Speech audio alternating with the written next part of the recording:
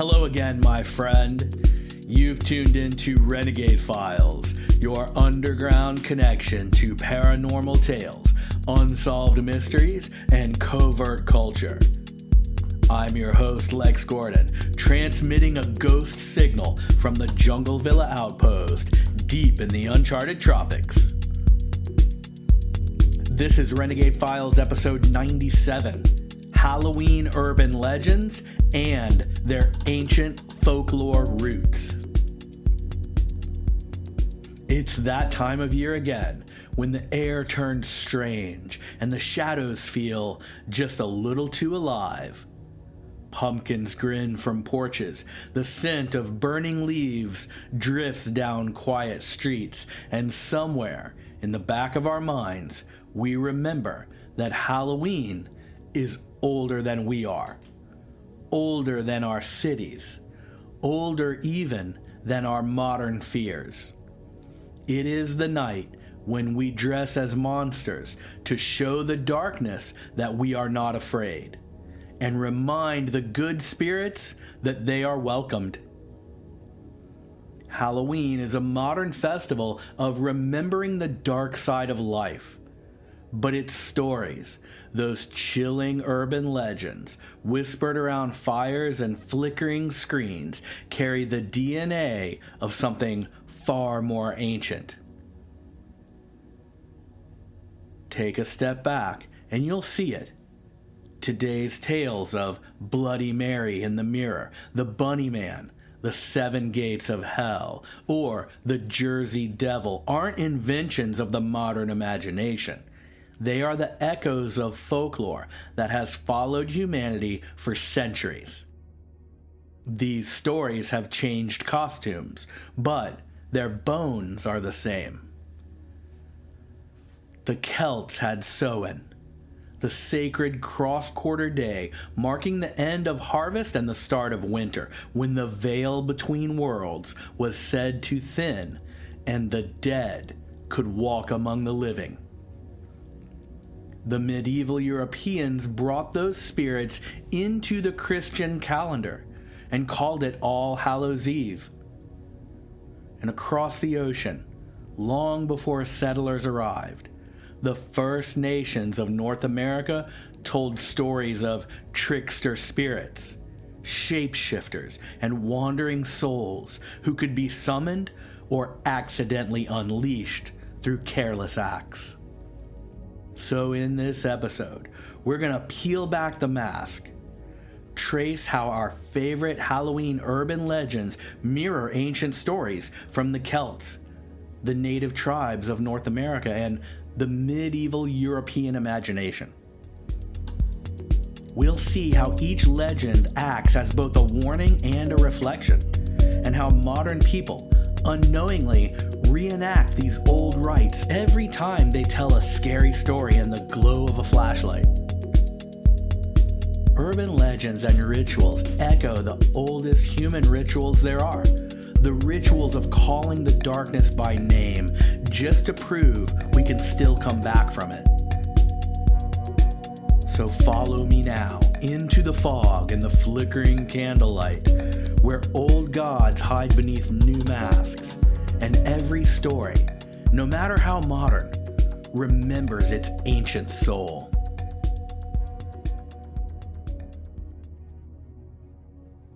Part 1.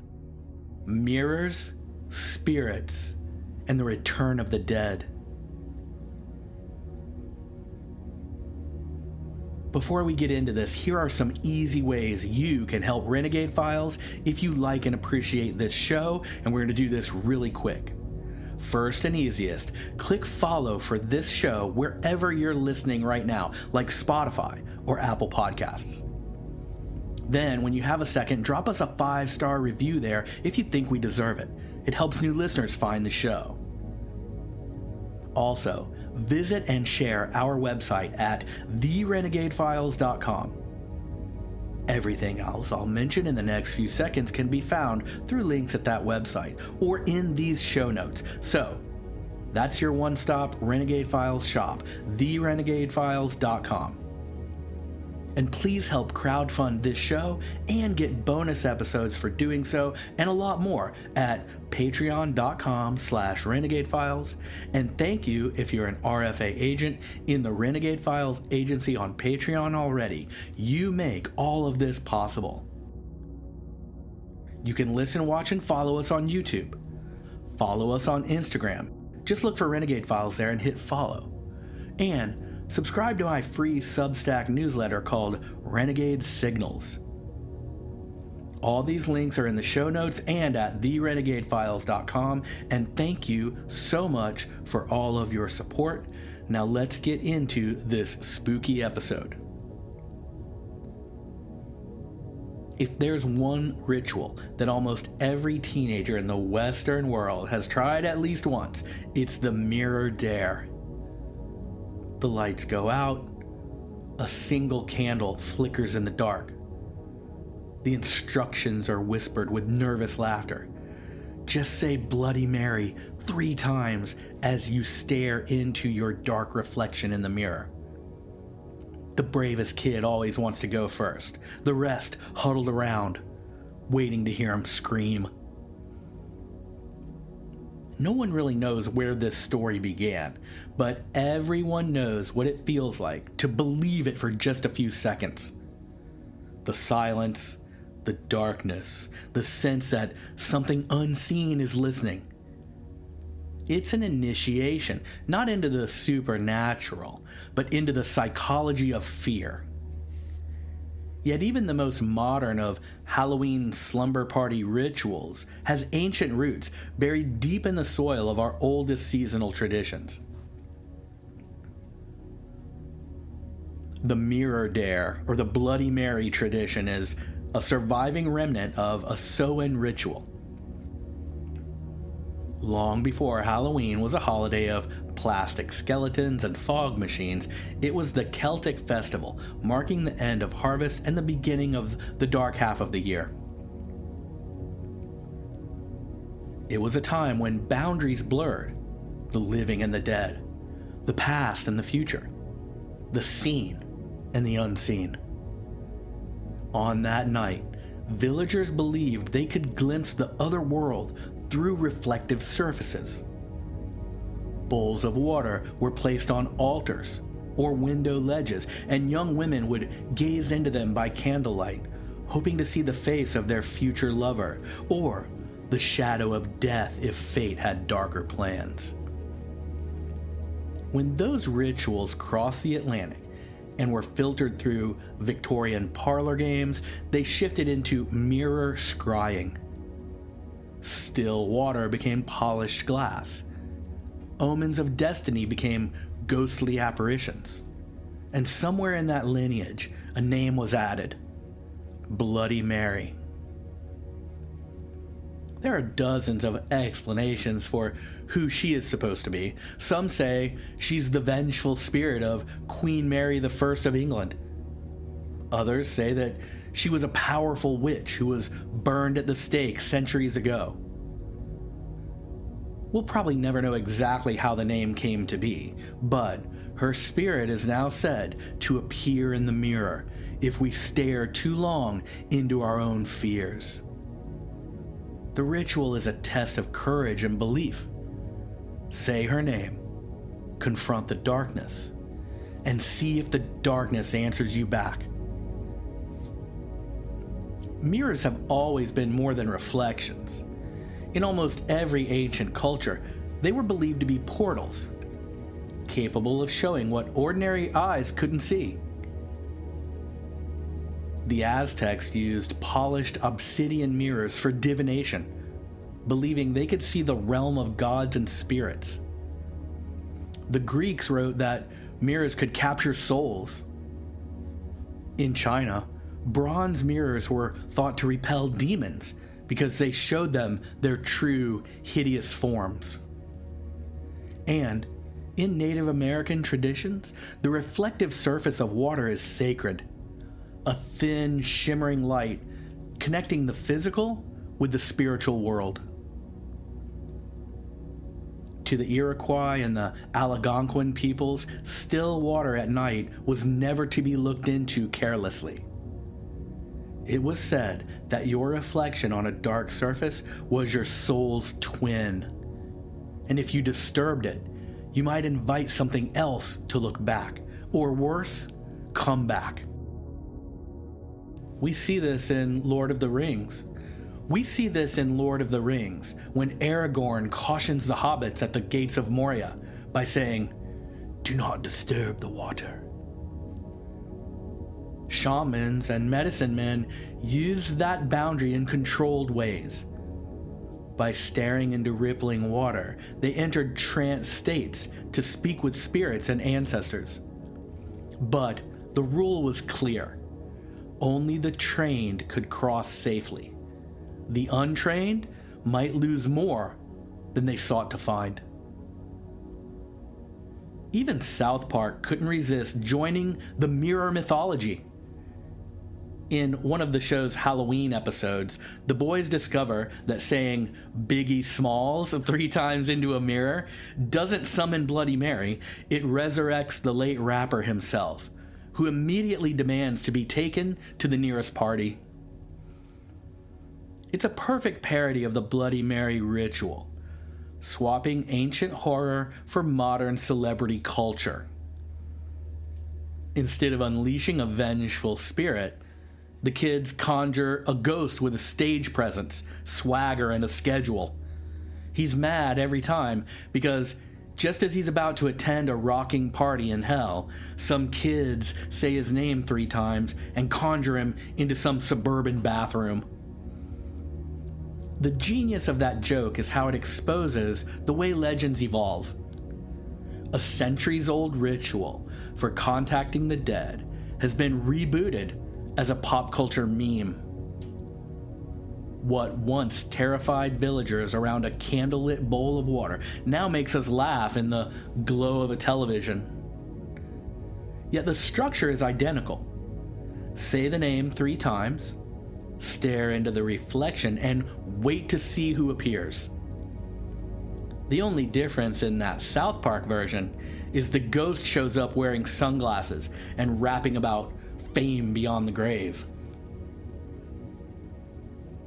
So when a teenager today dares to chant a name into a mirror, they're unknowingly reenacting one of humanity's oldest acts of divination.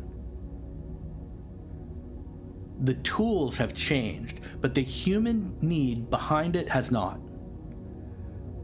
The desire to peer through the veil, to prove that the invisible is real, this remains the same. And this is where the modern Halloween legend meets the old folklore. Samhain wasn't about evil spirits attacking the living, it was about communication.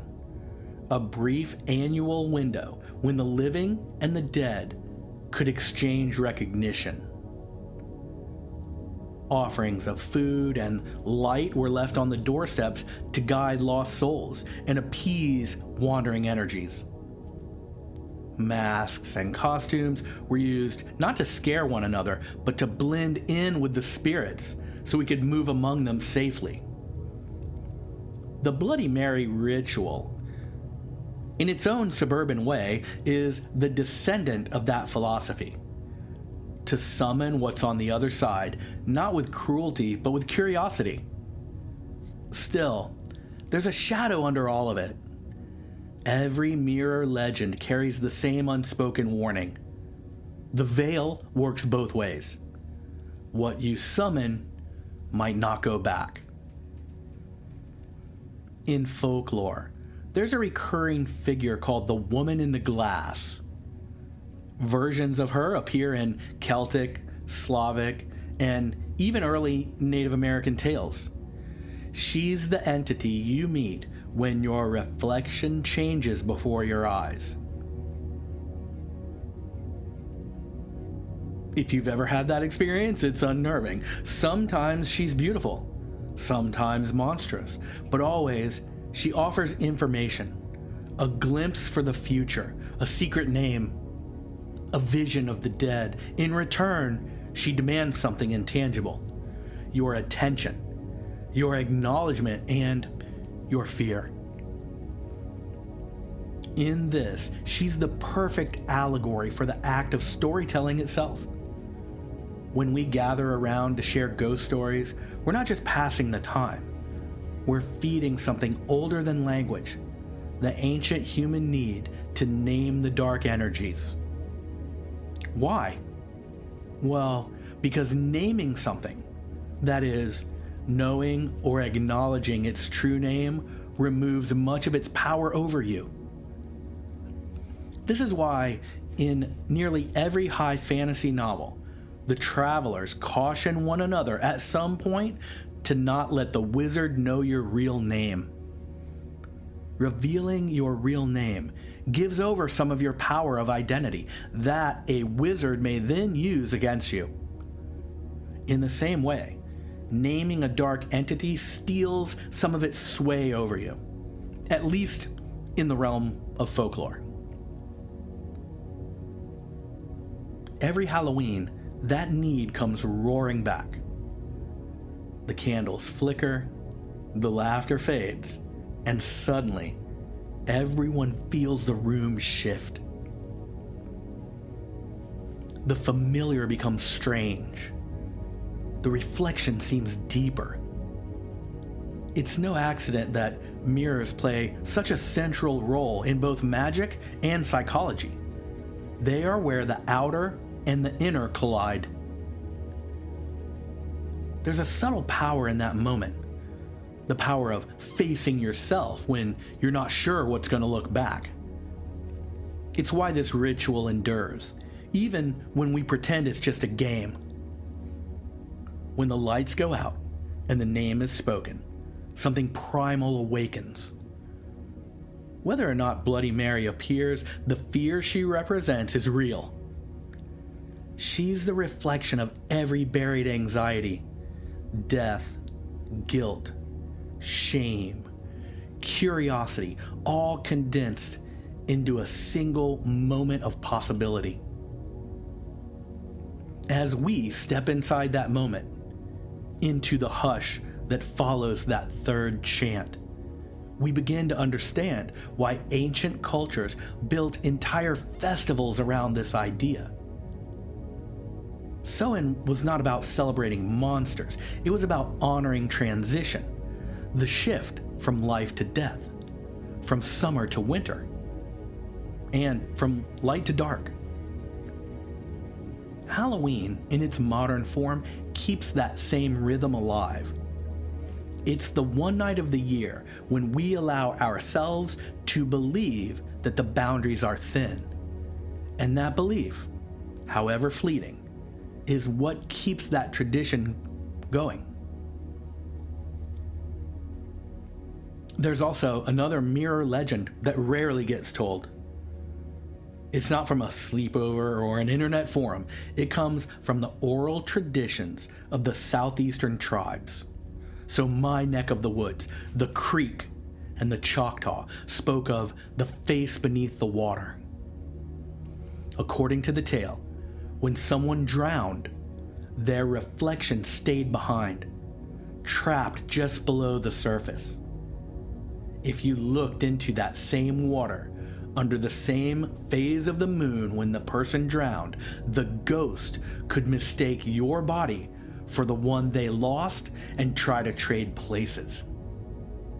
The only way to avoid this fate was to throw a stone into the reflection before you looked away, breaking the illusion and reminding the soul that it was still bound to the other side.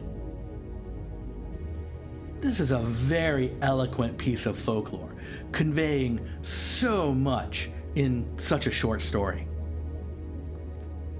The moral of that story is more about respect than ghosts. The lesson being that you don't peer into the dark mysteries without consequence. Every reflection deserves reverence because every reflection contains a fragment of the unknown. The mirror, then, is the perfect symbol for Halloween. It's a boundary that invites crossing, but at the same time, if we pay heed to the folklore, it also demands caution. It shows us both what is and what might be. Once again, to borrow an image from The Lord of the Rings, it is Galadriel's mirror of water in a stone basin. What does it show? Things that once were, things that are, and some things that have not yet come to pass. Sometimes, when I'm working late into the night here at the Jungle Villa outpost, and all the wild animals outside have gone quiet,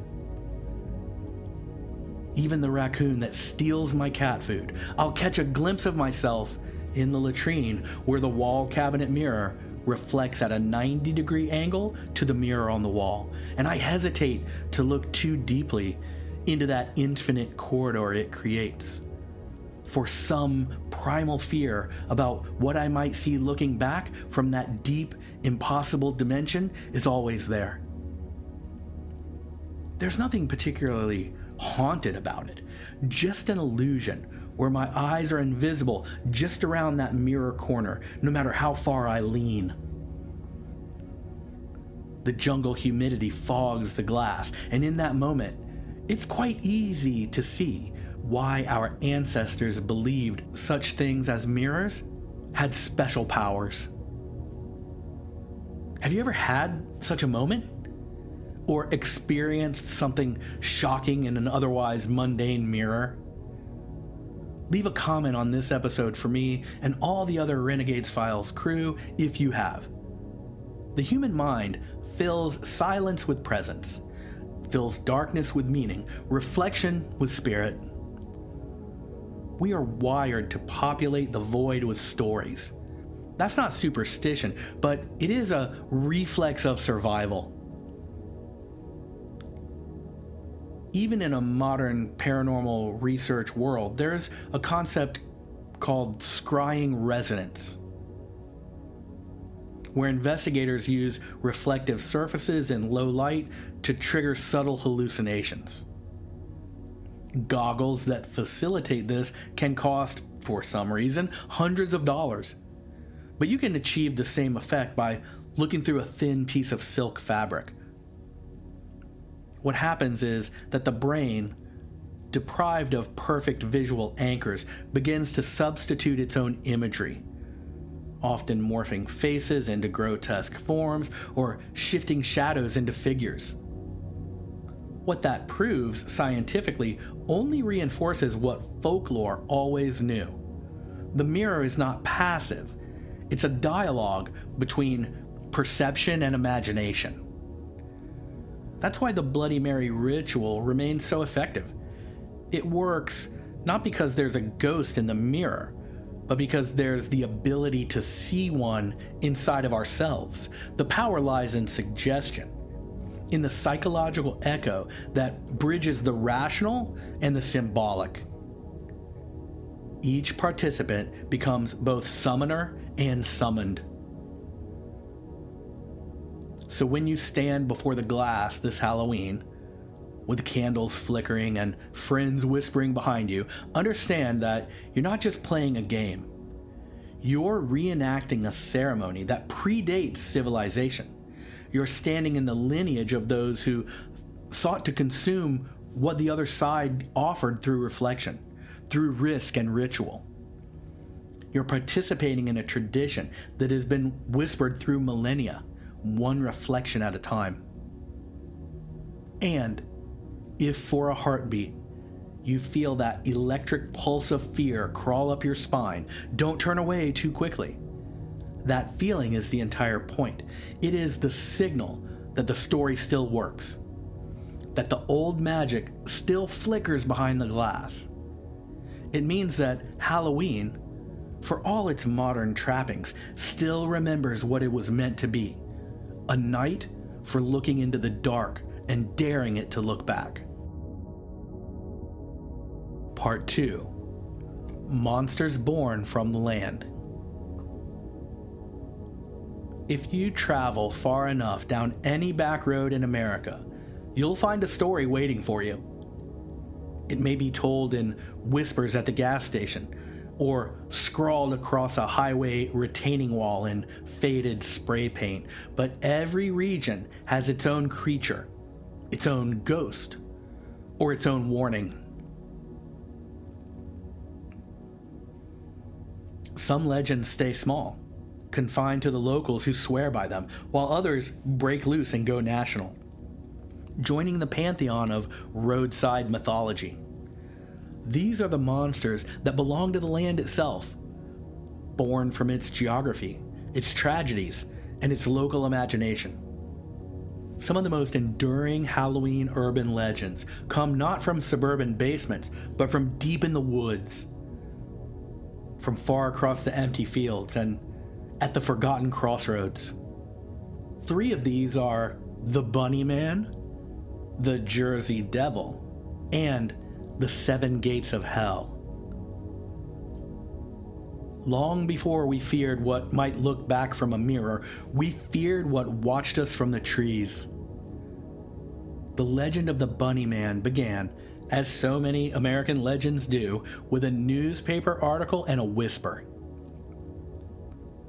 In the early 1970s, residents of Fairfax County, Virginia, began reporting sightings of a man in a white rabbit costume carrying an axe. He was said to lurk near an isolated bridge. He was known to vandalize property and said to chase away teenagers who ventured too close, like some Scooby-Doo villain come to life. The press named him the Bunny Man, and the story spread like wildfire. Some said he was an escaped mental patient. Others claimed he was the ghost of a farmer wronged by some corporate agricultural company.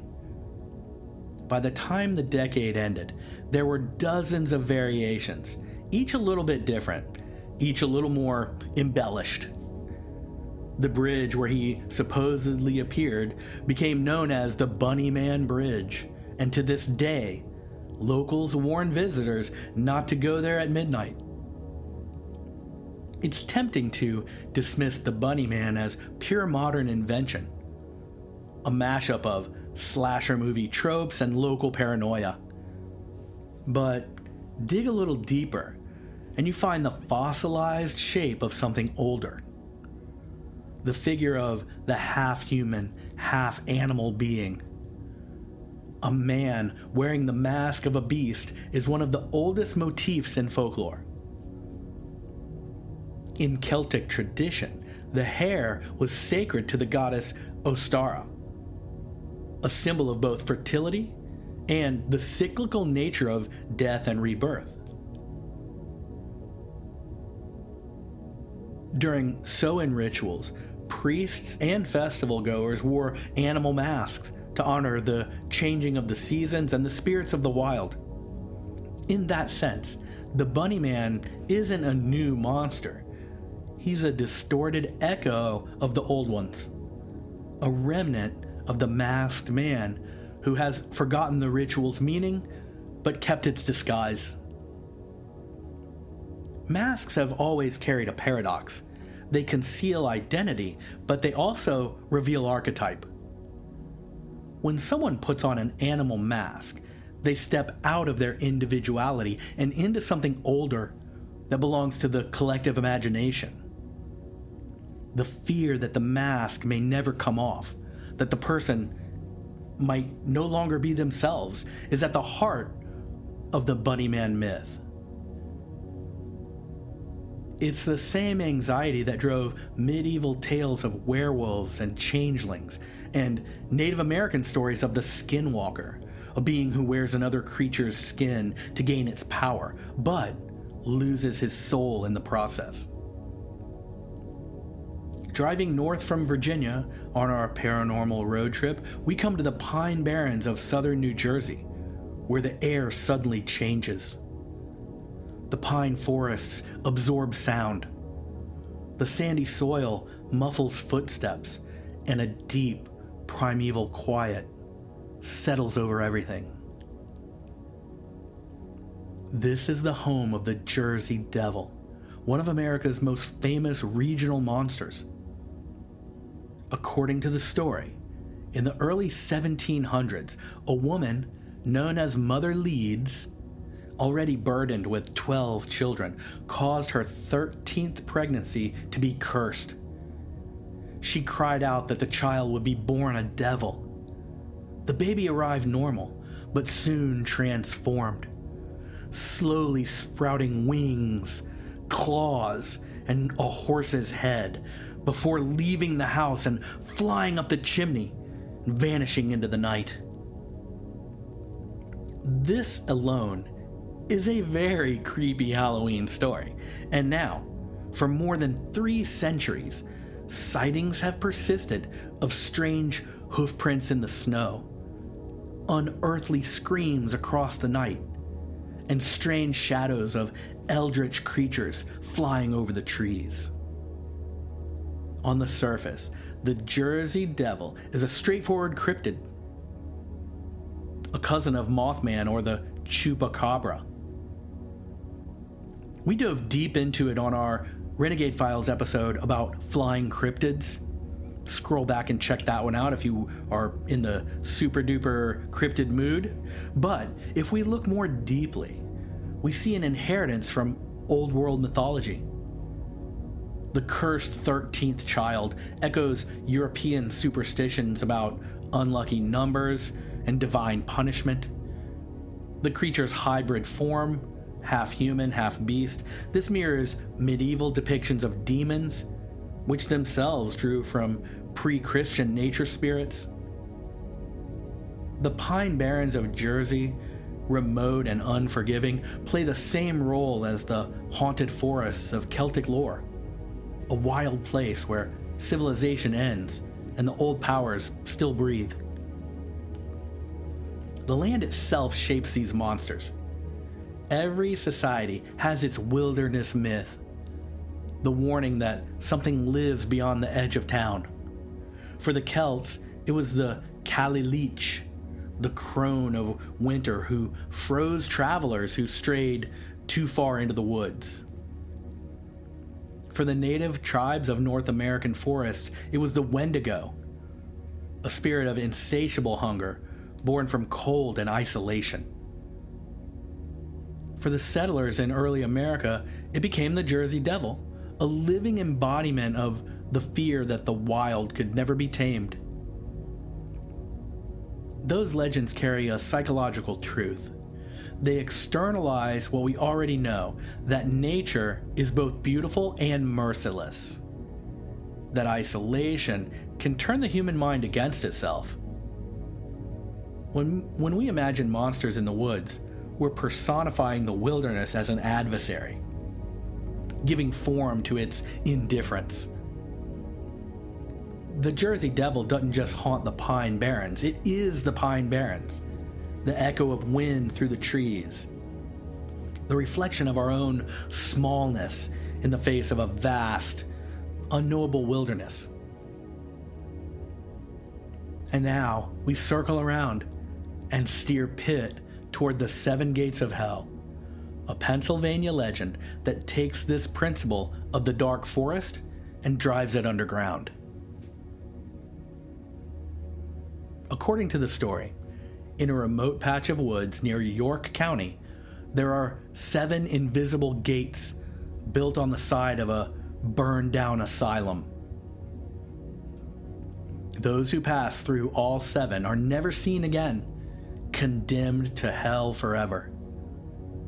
And there are a few different versions and embellishments that have grown over the years, like details about the mad doctor who built the gates, or the demonic spectral guards who patrol them. There's also a story about a single survivor who returned mute with terror, but wrote down his experience to warn others. There are no physical gates that anyone has ever been able to document or photograph, but that hasn't stopped thrill seekers from looking for them. This tale, too, has ancient fingerprints. The idea of a journey through successive gates into the underworld appears in Sumerian myth, where the goddess Inanna passes through 7 portals to reach the realm of the dead. In Celtic and Greek cosmology, the soul's descent is marked by thresholds, each one demanding sacrifice. Each one a metaphor for shedding mortal attachments. In modern mythology, we have the Johnny Depp film, The Ninth Gate, which is a fantastic movie and a great one for Halloween. The entire story is filled with metaphor and occult symbolism. The Pennsylvania version of the Seven Gates of Hell urban legend translates those symbols into a rural American setting. Rusted fences, fire-blackened ruins, and the suggestion that knowledge of the afterlife is hidden just beyond the next barrier. Every culture localizes metaphysics. What once was an abandoned asylum becomes an occult temple. What once was a locked fence at the end of a dirt road becomes a sacred gate. We build our entrances to hell from the materials of the land. But there's something fascinating about how the modern versions always involve repercussions for trespassing. The Bunnyman Bridge, the Pine Barrens, the Seven Gates of Hell legend, all of these punish those who go where they should not. In that sense, the legends are morality tales disguised as horror stories. They reinforce boundaries between civilization and wilderness, between reason and superstition, and between life and death. They remind us that curiosity, for all its glory, always carries a price. And in our own lives, we often know the adventurer archetypes. The brave fool, the cautionary worrier, the paranoid hysterical, the voice of reason. And of those, who is with you on that damp October night? The car headlights reaching into the dark ahead as the road stretches and curves. The radio streaming typo negative as your friends argue about directions.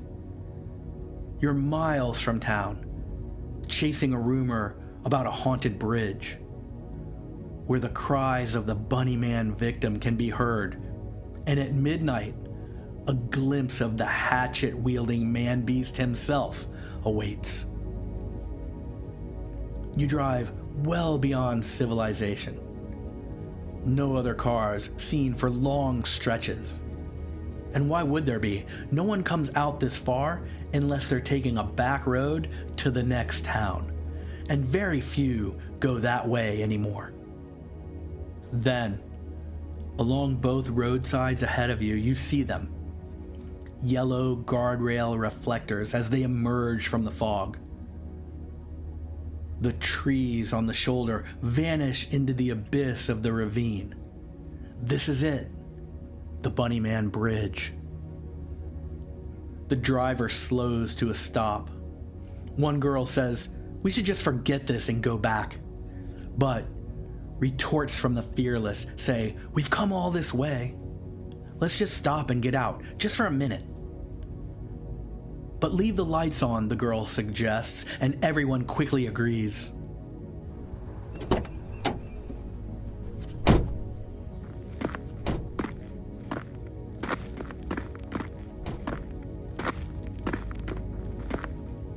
Outside, the air smells of distant smoke, and the soundtrack of the adventure changes. The music is gone.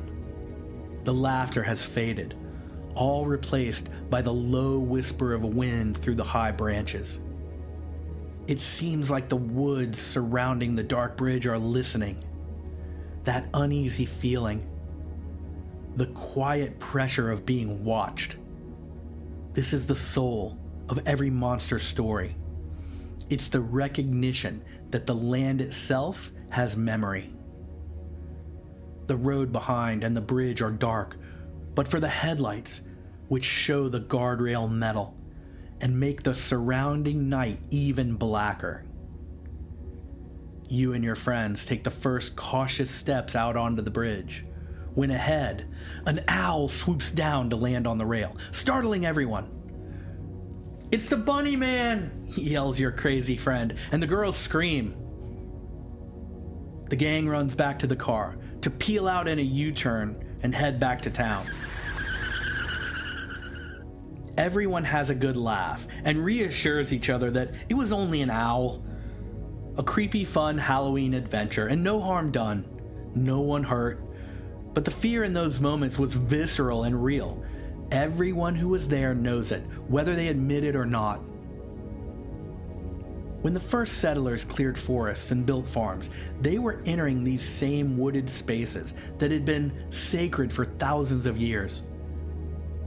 The indigenous people saw those forests as homes of their spirits, their guardians, their tricksters, and the echoes of their ancestors.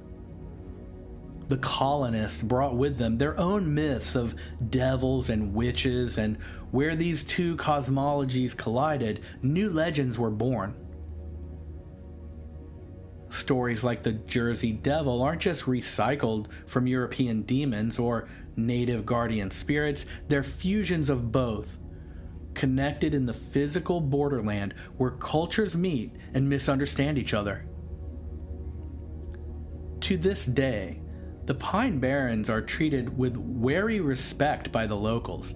The soil there is poor and the trees are stunted, and the landscape guards old secrets.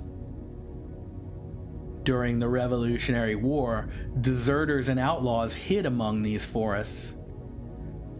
During Prohibition, bootleggers built stills in the clearings. The Jersey Devil became a convenient mask for every strange noise or unsolved crime, a scapegoat for the unknown, a way to hide nefarious deeds. Over time, the legend outgrew its geography and became a symbol of defiance, the monster that belongs to no one but the wild itself.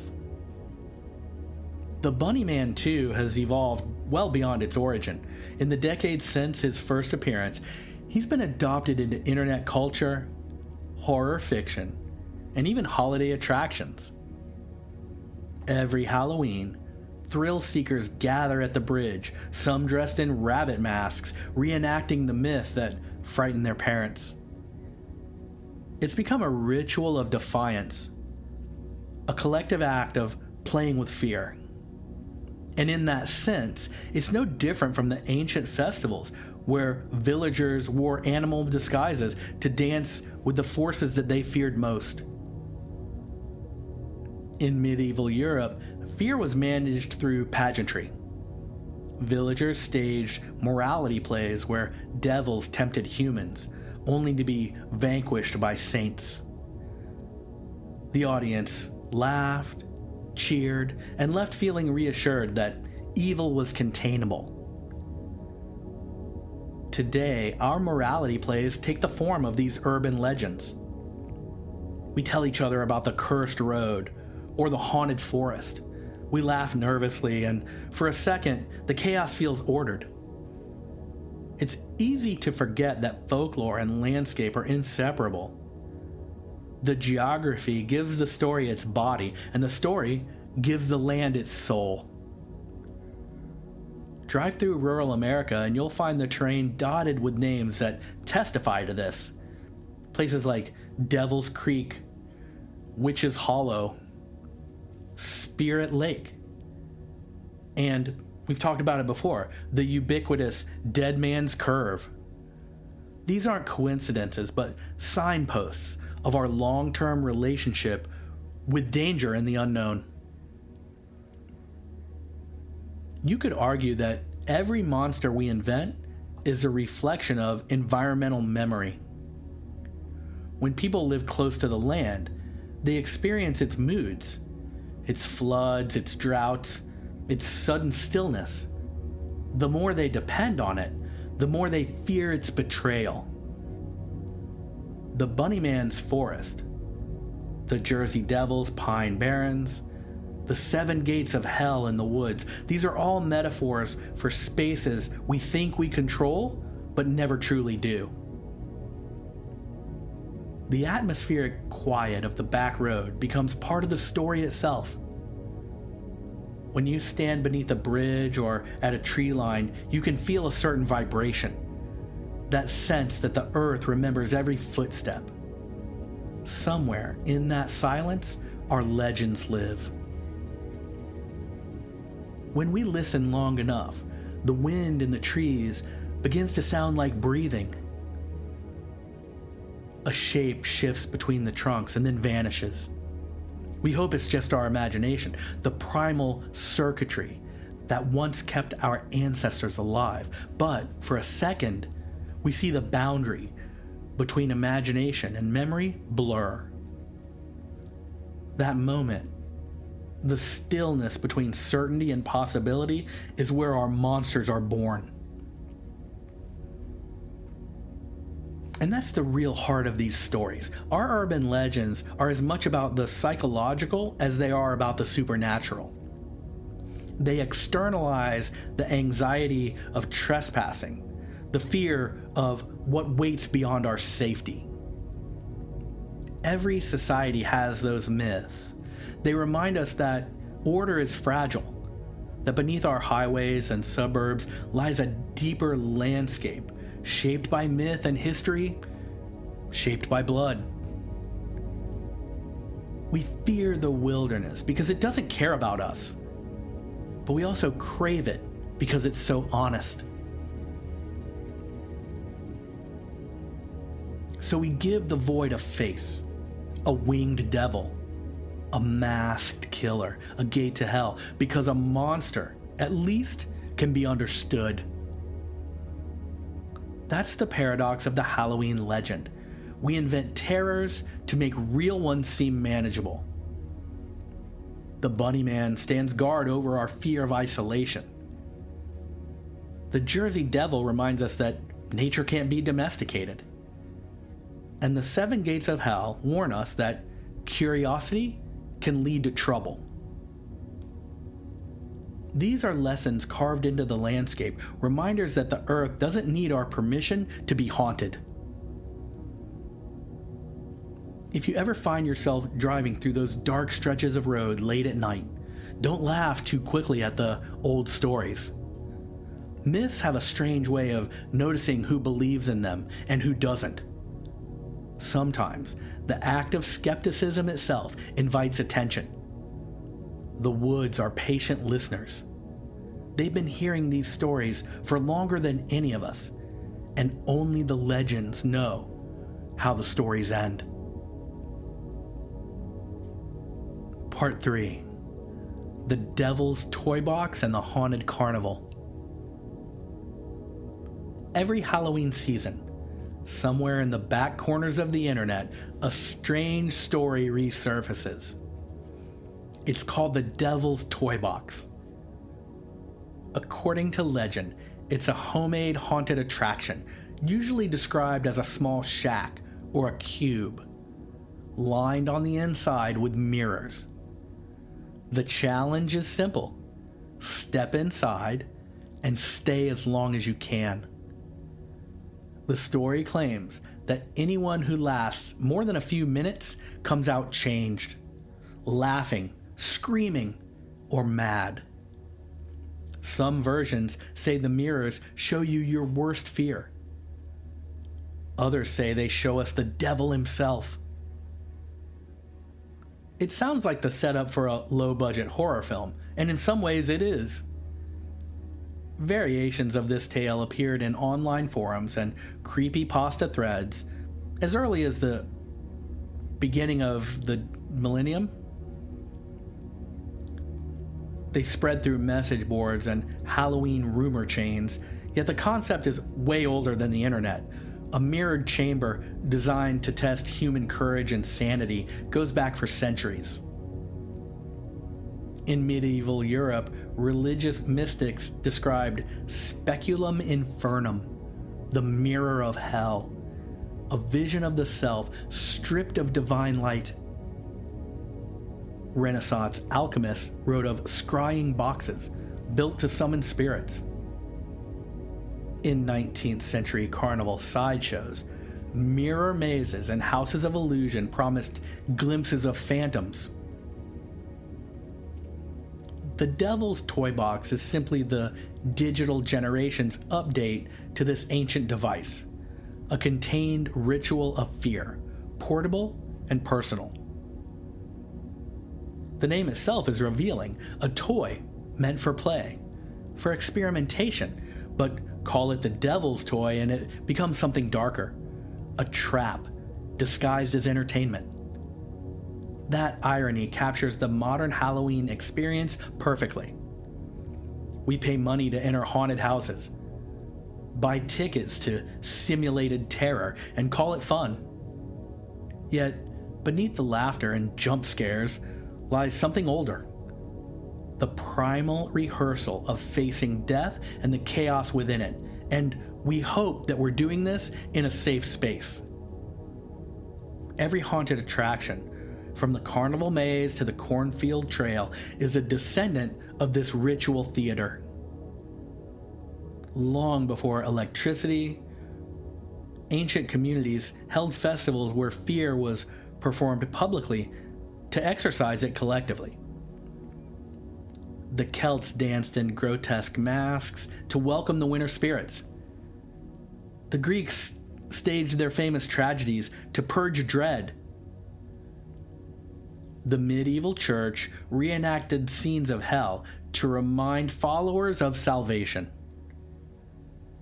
The differences between those rites and modern haunted houses is just cosmetic. The psychology is identical. The mirrored cube of the Devil's Toy Box takes that shared ritual and compresses it into a single personal experience.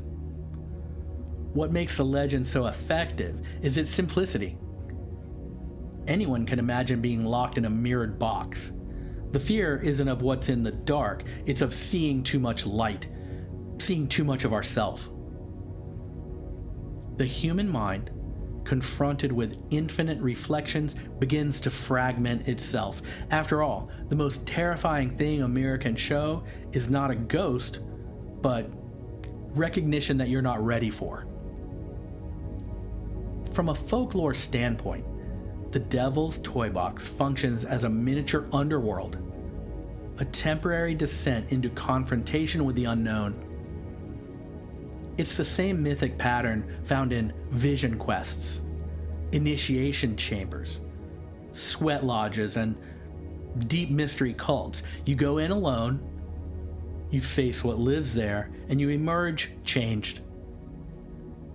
The line between psychological metaphor and supernatural claim is left deliberately blurry. The ambiguity keeps the story alive. The legend also reflects the evolution of haunted entertainment in America. The first commercial haunted houses appeared in, I think, the 1930s. They were often run by community groups raising funds during the Depression and as a way to distract teens from otherwise vandalistic behavior on Halloween. I think that part of it came later. By the 1970s and 80s, professional haunted attractions had become seasonal industries. They blend theatrical design with psychological triggers like disorientation, isolation, and anticipation. The Devil's Toy Box, with its mirrored cube of interior and an invisible menace, represents the logical extreme of that evolution. The haunted house reduced down to its purest concept. Nothing chases you, nothing jumps out, it's just you and your own reflection. That minimalism mirrors a cultural shift. In earlier folklore, evil came from outside, from demons, curses, devils in the woods. In modern stories, horror comes from within, from the fractured mind. The double, the thing wearing your own face. The toy box legend thrives because it turns the ancient fear of possession inward. The devil isn't waiting deep behind the mirror, he's reflected in the mirror. If we step back and look at the pattern, we can see that these mirror and carnival myths serve the same psychological function as the forest legends from earlier. Where the woods once symbolized nature's indifference, the carnival symbolizes society's excess. Both are chaotic spaces where normal rules collapse. The traveling carnival itself is an heir to much older festivals. Medieval fairs and Celtic markets blurred the boundaries between trade, ritual, and performance. Merchants sold charms, priests offered blessings, and entertainers played roles halfway between sacred and profane. When the fair left town, it took its temporary world with it, a mobile microcosm of life, death, and rebirth. Modern carnivals retain that same strange quality. They appear suddenly, bringing light, noise, and illusion, and then they vanish into the night. What remains is the feeling that reality itself, for just a few days, was altered. Haunted attractions are the same. They exist for the season, then disappear. Inside them, people experience fear without consequence. They experience chaos without cost. But the stories these events draw from, devils, spirits, cursed mirrors, the stories are permanent. They might attach themselves to new buildings, have new names, show up in different towns, but in a way, Halloween remains the last living folk festival of the Western world. A traveling theater where old archetypes still find work. If you've ever gone into a carnival house of mirrors, it is freaky. The lights dim. You find yourself in a corridor of glass, your own image stretching into infinity. Somewhere in the distance, the sound of carnival music slows, fades, and becomes warped and deep. The smell of popcorn and fried dough fades into the smell of rust and stale air. Your footsteps make no sound. You raise your hand, and 100 versions of you do the same, but in one of them, a fraction of a second late. The reflection seems to smile just before you do. You tell yourself, that's a trick of timing, a lag in the light, but a cold ripple crawls up your back. Every direction looks the same. There's no exit, only reflection. But for an instant, that space feels alive, as if the mirrors are your eyes and you've wandered into your own pupils. The door opens behind you and suddenly the carnival noise comes back. Laughter, the smell of diesel, guitar feedback in the distance, life. You step out onto the landing, relieved. You laugh, but the echo of your own laugh delays, and it stays with you. Woo! It's the same thing that this devil's toy box myth represents, the fear that we might glimpse ourselves from the wrong angle. When analyzed through folklore studies, these legends align with what anthropologists call threshold ordeal. This is a symbolic test found in rites of passage. The initiate must confront an inversion of reality. Mirrors, masks, darkness, mazes. These experiences disorient the senses to mark the boundary between the old self and the new.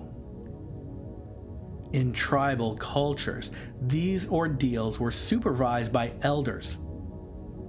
In our modern world, we simulate them with 100 versions of the haunted house. And it's no accident that these attractions peak during autumn. Across cultures, fall is a season of reflection and decay. The leaves fall. They decay, and they nourish the new growth. As the natural world dies back, societies stage rituals of controlled fear to process impermanence.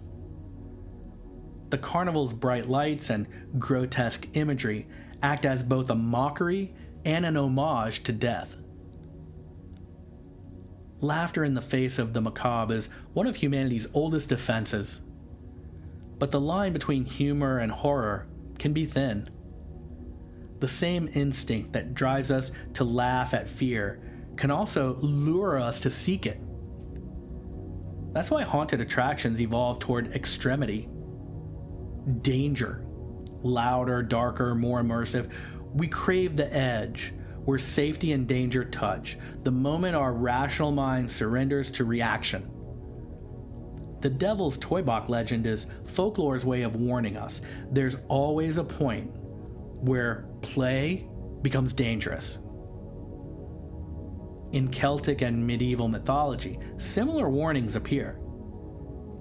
Tales speak of the fairy ring, a circle of mushrooms where mortals who dance too long vanish into another realm. In stories like those, the fair becomes a trap, the music an enchantment. The modern carnival inherits those cautions. The bright lights invite you in. The mirrored maze keeps you longer than you planned. What begins as entertainment starts to feel like initiation. Interestingly, the idea of mirrors as traps is not just metaphorical. In physics, a perfect reflective cube would indeed create an infinite light loop, energy bouncing endlessly inside until it burned itself out. The legends exaggerate that concept into psychology, a mind trapped within its own reflections until something gives way. Folklore translates real physics into fear. We can also read the toy box legend as a comment on technology. Our modern mirrors are screens, phones, monitors, endless reflections of self-curated attention. The more we stare, the more we lose the boundary between identity, projection, and time. We've all had that sensation of looking up from Pinterest or Instagram after way longer than you intended. In that sense, the digital world is the devil's toy box, an infinite hall of mirrors that we ourselves multiply, distort, and process. The ancient warning still applies. Look too long into that reflection, and reflection steals your soul. The haunted carnival amplifies this dynamic on a communal scale. It's the social ritual of facing reflection together. Families, couples, groups of friends enter the maze. They shriek and laugh and emerge exhilarated. The shared adrenaline bonds them. It's a safe apocalypse, a rehearsal for danger. The fear is real, but the threat is artificial. An emotional inoculation against chaos. When viewed this way, the Halloween carnival becomes one of the last collective rituals left in our secular society. It gathers strangers around a common emotion. Fear transformed into fun. The fact that we choose to face simulated horror each year reveals something profound about the human condition. We crave confrontation with the unknown, even if we have to fake it. As for the Devil's Toy Box urban legend, when people retell it, they rarely include specific victims or locations. The anonymity strengthens it. Anyone could build something like that. It could be anywhere. That universality turns the story from rumor into archetype. It becomes like a portable myth, adaptable to every town and every generation. Some folklorists suggest that the toy box reflects a collective anxiety about spiritual emptiness. In a world where science explains everything, we invent new portals into the inexplicable. The mirrored cube interior is a synthetic sacred space. It fulfills the same role as a temple cave. It gives form to the question that never goes away. What happens when we fully face ourselves? There's an elegance to how folklore encodes these survival instincts. The haunted carnival warns us about deception. The mirrored box warns us about ego. The monsters in the woods warn us about going too far. All of these serve the same evolutionary function. As myths of predators, they keep us alert to the unseen dangers, physical or psychological. As technology continues to blur the boundaries between what's real and what's virtual, these stories will only grow more relevant. The more immersive our simulations become, the more we need myths that remind us how easily perception can turn against us. These Halloween urban legends are parables for the age. They address virtual reality, and they stand in for an infinite digital labyrinth. My summary. So, what have we uncovered in our journey through mirrors, monsters, and mazes? In a way, it's all been one story. The same ancient tale, told through new disguises. We began with the mirror and found that the modern ritual of calling on Bloody Mary isn't a new act of teenage rebellion at all, but a distant echo of occult divination, of water mirrors and ancestor spirits, of the timeless urge to look beyond the veil. We crossed through the stories of Bunnyman and the Pine Barrens of the Jersey Devil Forest, where every shadow has a name, and every legend is shaped by the land that gave it its breath. And finally, we dared to step into the Devil's Toy Box and the Haunted Carnival, our own manufactured gateways to fear. Modern temples where we face the reflection of our collective psyche under neon lights. All of these legends, from the old world to the new, serve the same purpose. They are ritualized rehearsals for the inevitable confrontation with the unknown. Whether we call it death, darkness, or mystery, humanity has always built stories to contain it, to turn fear into narrative and chaos into meaning. The tools change. Mirrors, electronics, screens, but the impulse is eternal. It's comforting to think that these legends are just simple entertainment. There's something to laugh about around Halloween time, but the truth runs deeper. Every Halloween urban legend is a cultural pressure valve, a way for society to release its buried anxieties without destroying itself. The monster in the woods, the ghost in the mirror, the devil's voice in the carnival. All of these are reflections of our own shadows, projected just far enough away to make us feel safe about confronting them. The act of telling the story keeps the darkness beyond ourselves. If you look closely, you'll see that even our modern fears of technology, isolation, authoritarianism, loss of privacy, all of these fit perfectly into the old folklore patterns. The mirror cube becomes the internet. The haunted carnival becomes the endless scroll of artificial worlds.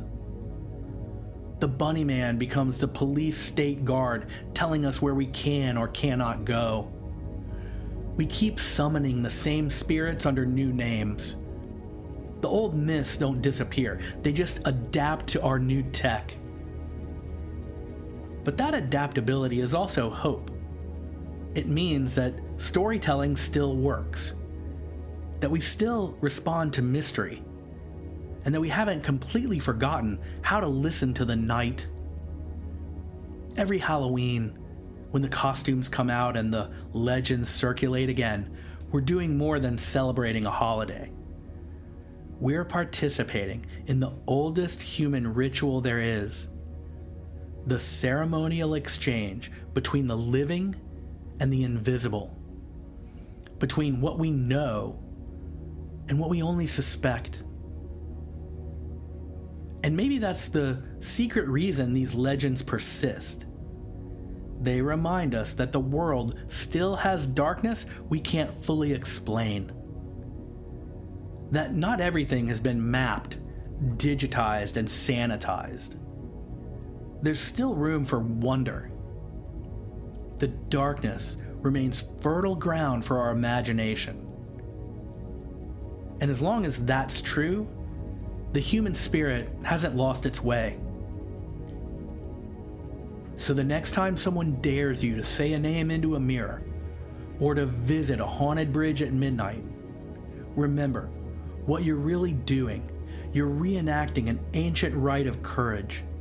You're standing where your ancestors once stood, facing the dark, and proving that curiosity is stronger than fear. So, wherever you are this Halloween, whether it's at a party, a haunted house, or walking home alone beneath the cold autumn moon, pause for a minute. Listen deeply. There's ancient myth still breathing beneath the sound of laughter and wind. It's the rhythm of story, the pulse of every tale ever told, all created to keep the shadows at bay. The darkness makes the light worth living. Enjoy it. Happy Halloween. And remember to take advantage of these easy ways to help Renegade Files if you like and appreciate this show. First and easiest, click follow for this show right now wherever you're listening, like on Spotify or Apple Podcasts. Then, when you have a second, drop us a 5-star review there if you think we deserve it. Also, visit and share our website, therenegadefiles.com. And help crowdfund this show and get bonus episodes and more for doing so at patreon.com/renegadefiles, which lets me create this podcast for you. Listen, watch, and follow us on YouTube. Follow Renegade Files on Instagram. Subscribe to my free Substack newsletter called Renegade Signals.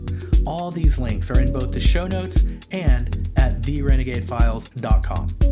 And thank you so much for all of your support. I am so glad to have you in the Renegade Files crew. Until next week, I'm your fearless host, Lex Gordon. Stay wild, Sowen child.